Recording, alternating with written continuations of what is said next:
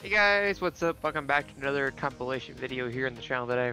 If you are new to the channel, this video is for you. It's a what I've been up to type video. If you've been sticking around, thank you for sticking around. Really appreciate it. As you can see, I'm currently in the bathroom of my house in my creative world for this intro. But I hope you guys enjoy the video. And let's get into it, shall we? Hey guys, what's up? Welcome back to another video here today. So today's video is going to be a color blending on beacon video. As you can see behind me, this is the mockup I've made. And if you don't know that you can blend colors in beacons, you can. So say you go ahead and you mix a red, you see it's pure red. Then you go ahead and you mix in a pink. It then becomes a pinkish red. And then say you want to go ahead and mix in an orange. It then becomes this kind of reddish tangerine color, reddish pinkish. But yeah, guys, as per usual, here's your supply list. And let's get into it, shall we? Okay, guys, so for step one, make a control panel. This can be as big or as small as you want to. Mine's going to be a 3x3. Next, go ahead and put observers. Now, before you put the top line on, go ahead and put your comparators in for this one. And go like so. Now, the comparators are actually going to be for this line, not for this line, because each one needs to be independent of itself. Then put copper bulbs, and again, then put repeaters, then copper bulbs again. Then what you're going to go ahead and do is you want to have stone like so, and you want to have comparator here. I forgot to do the bottom section. Comparator down here.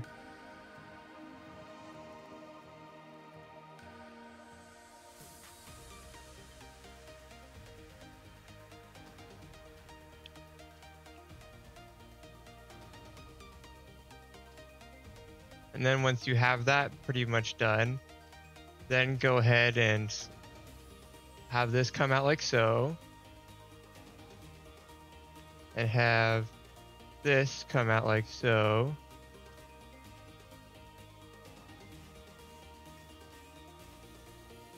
And pretty much what we're doing here is we're gonna have another repeater on all these sections.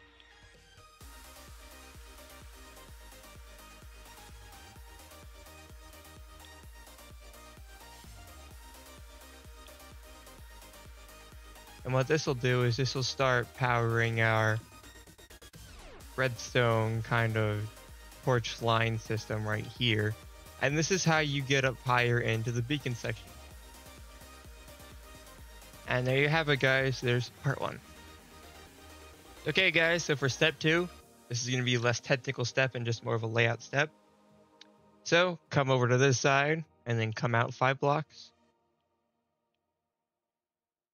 And then come over by 1, and this right here is going to be where your beacon goes. So go ahead and set it up.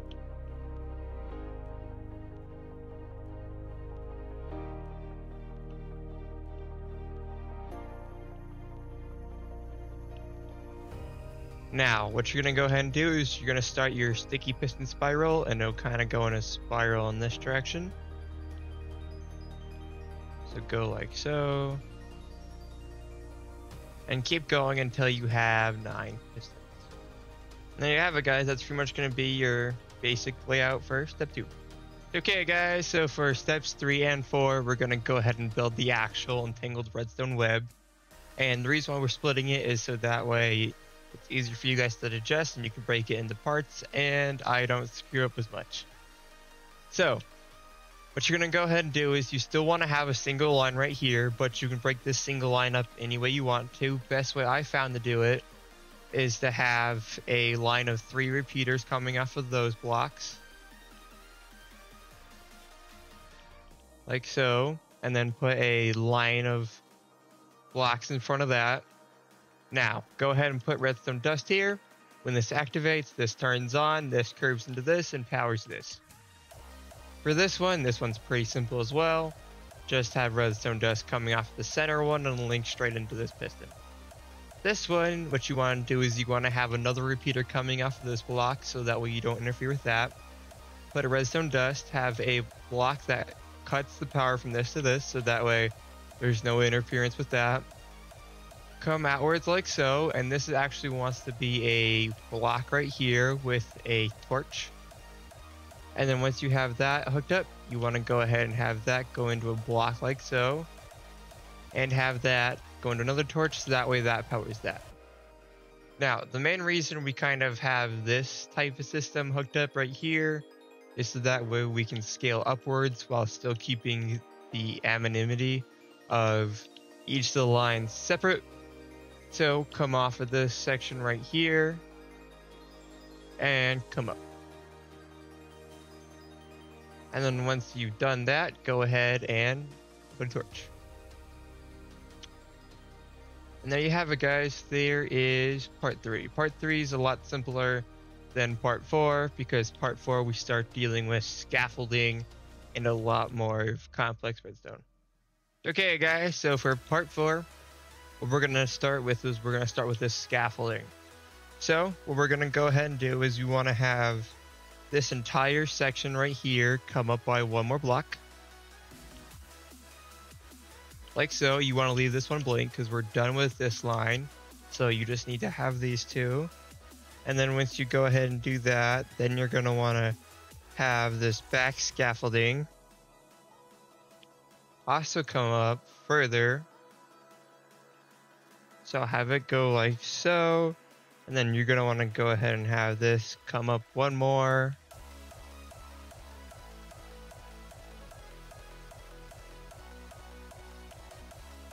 And then eventually one of these lines will come up further, but we will get into that once we get into these because that's less of the scaffolding stack and more of individual redstone, which I've broken this step down into.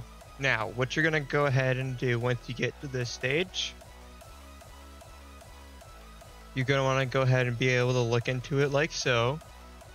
And you want to have this come out by one and then come over. And this is going to how you're going to be hooking this up to here.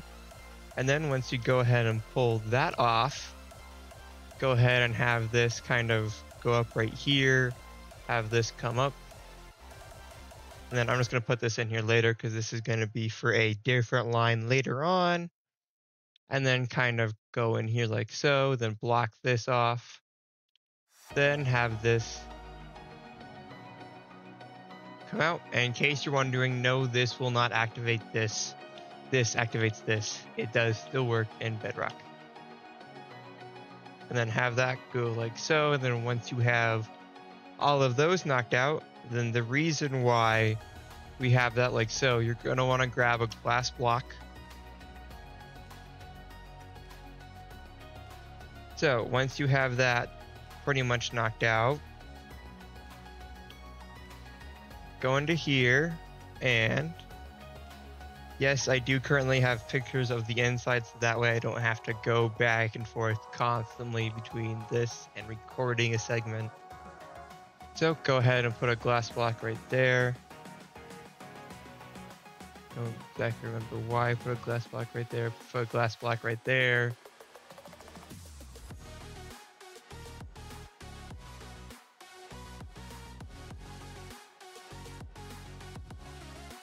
And go like so.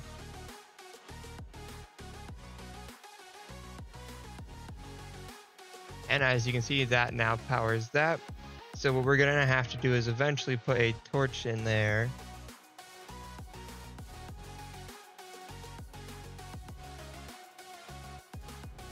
Oh, that's how I did that. Okay. Yeah. So go ahead and break that. Put a torch right there and go ahead and go like this. When experimenting with this, I've had a lot of stuff going on, so half of that is mixing in with this, so I don't exactly remember how to make that entirely, which is why I have photo diagrams on how to make a lot of this stuff. So once you have that knocked out, you're gonna then want to have, if I just go back over to it, you're gonna want to go ahead and have this block come up like so, and have this poke up. Have this poke up so that way doesn't interfere. Have this come out like so, and this one's gonna hook up to this system.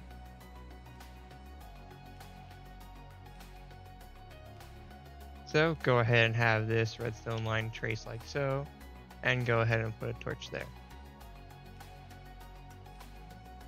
Did I do that right? I might have screwed that up just a hair. I was right. You do want to have a repeater right here. So what's going to happen is if you have this block right here with a normal redstone dust, that's going to power that, and that's going to cause issues. So go ahead and put another torch, not right there, but right here. And what that torch is going to do is, once you go ahead and put a block on top of this, put a block on top of this, then have redstone dust come out like so, have you just come out and drape onto it. And there you have it, guys, the spaghetti web that is the redstone needed to hook up all of the pistons. And as you can see, each one is its own individual circuit. Okay guys, so for the last step, this is just going to be extras, so go ahead and fill in your glass. Now you can put whatever colors you want here, these are just the colors I decided to go with. And then I also put pink in here, but you can also put tinted glass and make that an off feature for this. Then once you have that all hooked up, go ahead and install your levers.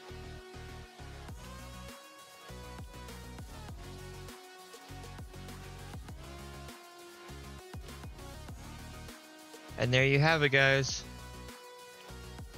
As you can see, if I go ahead and flip on red, only red turns on. If I go ahead and click on, let's see, I believe it's blue, then only blue will flick on because of a bunch of shenanigans of this powering this, which eventually comes to power this off, which eventually lets this power on, pushing that in. A little bit of backwards on thinking. And then say I want to go ahead and add a purple.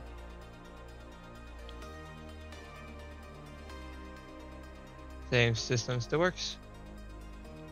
One thing though with this center line is because you're not using a repeater, or you're using a repeater because you're not using an observer, you will, as you can see, I flicked it off, but it doesn't fully turn off. That's because while this measures the red dot on the copper bulb, the comparators right there only just measure if it's on, not if it's currently powered. So go ahead and just flick it on and off one more time and it turns off. Hey guys, what's up? Welcome back to another video here on the channel today. So today's video is going to be either a cow video or a leather farm, however you want to see it. It's going to be attached later on to a iron farm that I plan to make later on, and a system that's going to show you how to automate saddles. But for now, here is your supply list. And let's get into it, shall we? Okay guys, so for step 1 of this farm, you want to have a 2x2 platform like this. This is going to be where your cows go and where the breeding happens. Next, go ahead and put a barrier around it so that way the cows do not have a chance of getting out.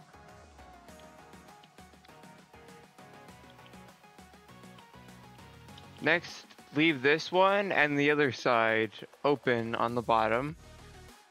On one of the sides, you want to have a whole nother slot like this, and this is going to be for water. And the reason is so you don't have cows getting stuck in this corner. That's just the solid water source, that way it's not flowing. This way you have a constant source of flowing water. Next, go ahead and expand this platform out underneath this one. I recommend using a warp sign. You will be using lava later on in this build, so you will need a fire resistant type of wood, and nether wood seems to work very well. Next, you want to make it so this is going to be your death chamber, pretty much, is where the babies are going to sit. And when they mature, they're going to mature into the lava source and then burn. Once you have this, though, this is just going to be for me building purposes. Go ahead and put hoppers in these sections. I'm going to go ahead and crouch real quick so that way I can actually put the hopper down. And then go ahead and proceed to make the barrier area around this. Go ahead and put 2 more netherwood signs.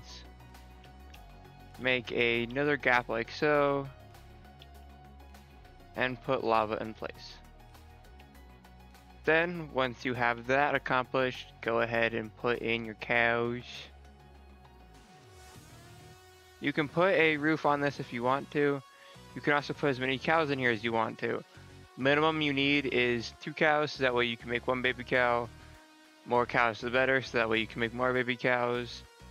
Only thing with this farm, and the only drag with it, is the fact that it takes a while for baby cows to grow into normal cows. So if you want to, you can add something else into here. This is just the bare bones of the farm I'm going to show you. Once you have that part built, what you want to do is you want to come out like so.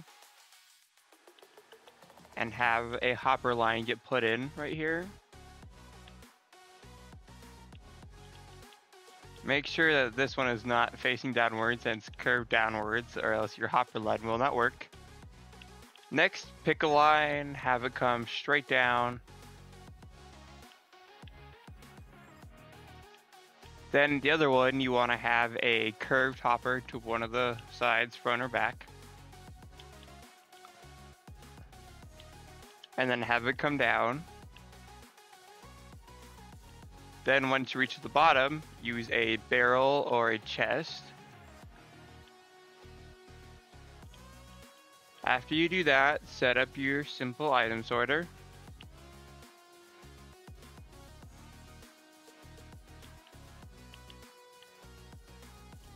So go ahead and add in your comparator, add in your redstone, add in your repeater, add in your torch, go into the curved one, add in your lock items, then add in your 41 of either steak or leather, could be either.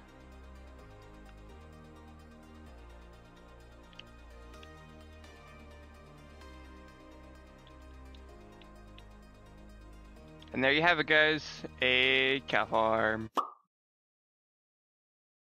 Hey guys, what's up? Welcome back to another video here on the channel today. So, if you celebrate the 4th, happy late 4th. I know this video is like 2 days late, but it's something that I do around the holidays. If y'all haven't seen this, I'll try to release like a special firework video for said and Taylor holiday.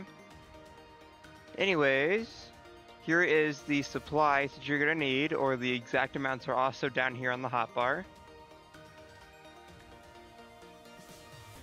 And let's get into it, shall we? Okay guys, this is going to be a 2-part video. Part 1 is going to be showing you how to do it by hand. Part 2 is going to show you how to use the firework machine that I made. So, for this, to make your star, you need to put in 1 gunpowder, put in 1 red dye, put in 1 white dye, so that way these explode together. Next, go ahead and put a fire charge, so that way this makes it a large ball when it explodes. Then go ahead and put in some glowstone dust, so it has twinkle. Once you have that done, go ahead and put it back in. Select blue, and that'll go ahead and give you a fade to blue effect on that ball. Next, go ahead and put gunpowder, put in white dye, put in gold nugget, and as you can see, that gives us our star shape of white. Once you have that in, go ahead and take your 2 gunpowder, put it in, take 1 paper, put it in, take your fireworks star that's large ball, take your star, put it on top. You will need to make it look like this in the crafting order, so it will have to look like this and then look like this. That way you can see the star shapes on top and large balls on bottom in the crafting order. And then as you saw, it said flight duration 1 earlier. That's because I had stacked. You can do 1 or 2. 1 I found ends up really low sometimes. So I'm gonna go ahead and do 2 for this firework. And there you have it, guys. There's a 4th of July firework. Okay guys, so as you can see, here is the fireworks that we went ahead and crafted in the last part of this video by hand.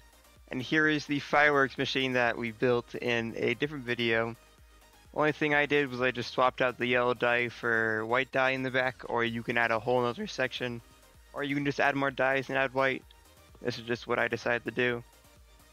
So go ahead and give me some gunpowder, get some red dye, get some white dye, go ahead and get a fire charge, plus glow some dust for twinkle, let that all filter back in, and then once it tells you that you have all 5 of your items, go ahead and hit the craft button. You should then see the large ball right here, as you can see. Next, go ahead and hit your mixin button, so that way that circles back around, and go ahead and hit blue. Wait for both lights to turn on, hit craft.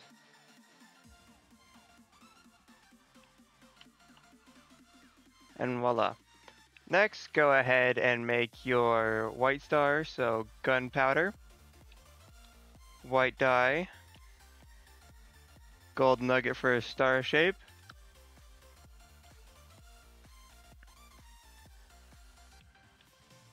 and go ahead and hit craft. Now, take your red and white ball out because you will need this for order. Go ahead and put your mixin button right here, and that will then drop that back into the system.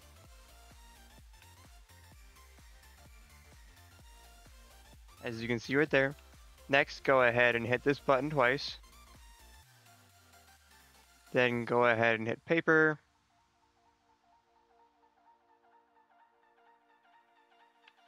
Then go ahead and add in your other star, and then hit the mixin button.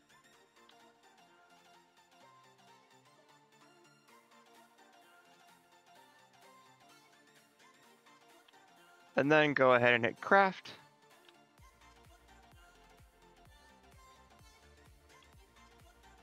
And voila there, guys. You can also just do one gunpowder.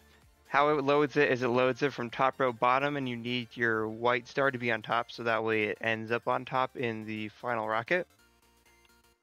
And in the end, this is what it looks like, guys.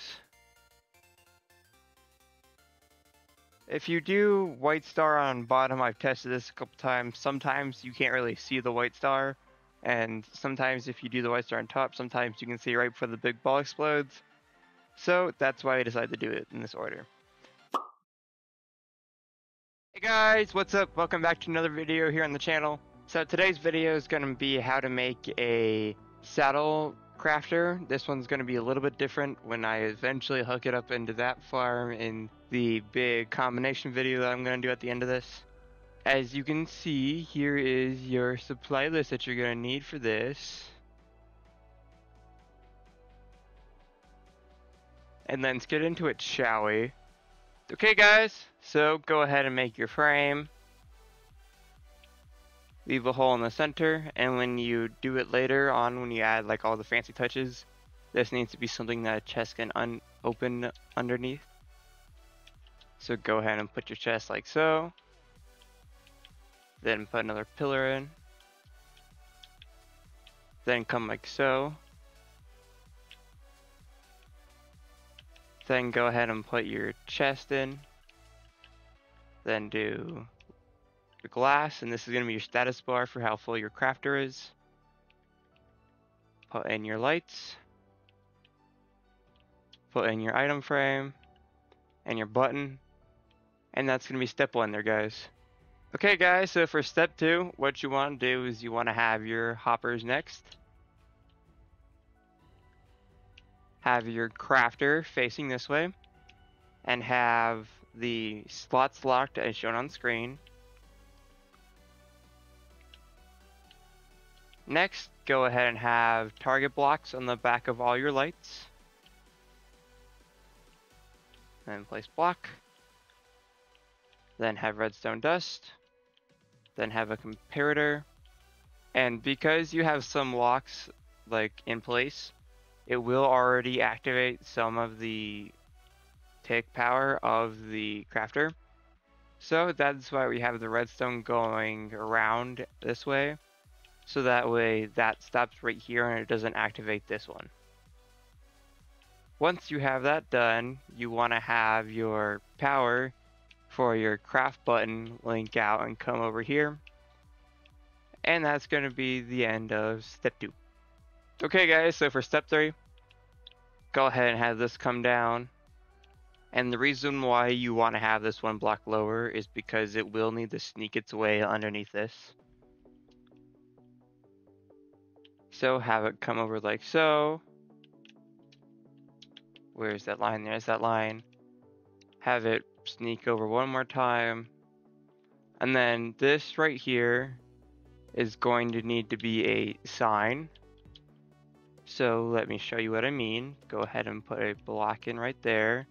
And a block, block, block. Go ahead and put a water bucket, or you can put a water bucket there at the very end. Doesn't really matter. I just decided to put it right here.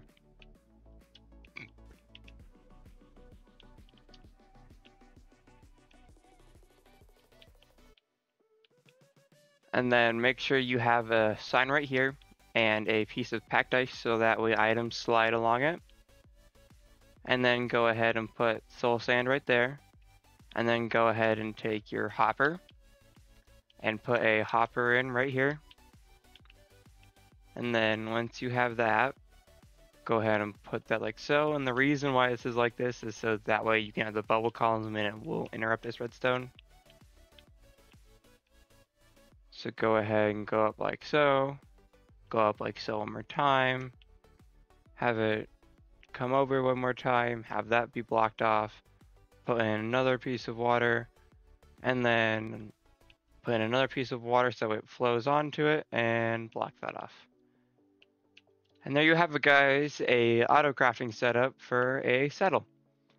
Again, this will be different when I hook it up to the other farms because you won't have this input, you'll have a separate input system. But for now, this works. Okay guys, we are here back at the thumbnail mockup version that I made. As you can see, this is pretty much the same. I just went ahead and included a mace as the label for your make button. That's why I left this empty in the other one. And a sign that tells you where the input is. So, go ahead and open your input chest. You need to put in 2 leather. And then you need to put in 1 iron and then 1 leather. And you need to do that in that order for this model because of how these work. It inputs things from top left and then moves down and moves over again. So if you put 3 leather, this is going to go right here and the crafting won't work. But as you can see, all 4 lights lit up telling you that the crafter is full. Hit your craft button, have that turn off, and then give it a moment so that way it can circle all the way through. And voila guys, saddle. Oh, there it is.